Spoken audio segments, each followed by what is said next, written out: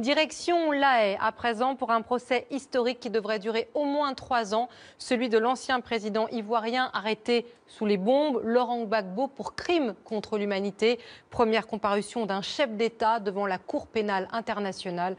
Reportage de nos correspondants Pascal Verdeau et Tahar Nasri. Ils sont venus apporter leur soutien à leur ancien président accusé de crimes contre l'humanité. Et d'emblée, les partisans de Laurent Gbagbo dénoncent un procès politique. C'est le procès de la honte. Laurent Gbagbo, il est soutenu parce qu'il est dans la vérité.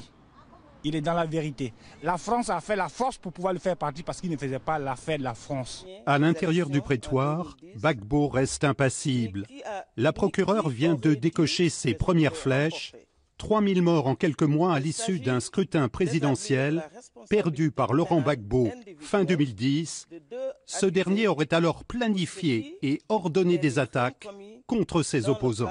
M. Laurent Gbagbo n'a pas eu l'intention d'abandonner le pouvoir.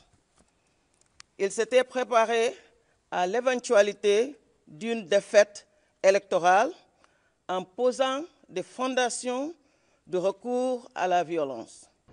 Meurtres, viols, bombardements par les soldats de Gbagbo, de manifestants qui soutenaient le leader de l'opposition, Alassane Ouattara. La Côte d'Ivoire se déchire, jusqu'à l'arrestation mouvementée, avec le concours de l'armée française, de l'ancien président dans sa résidence. Je souhaite qu'on arrête les armes pour que le pays reprenne. Des exactions perpétrées par les deux camps et une enquête déficiente, affirme la défense de l'ancien président, qui demande à être réhabilité. Monsieur Gbagbo, plaidez-vous coupable ou non coupable? Merci, Monsieur le Président. Je plaide non coupable. Deuxième journée demain de ce procès historique avec la parole à la défense qui s'efforcera, elle aussi, de politiser les débats.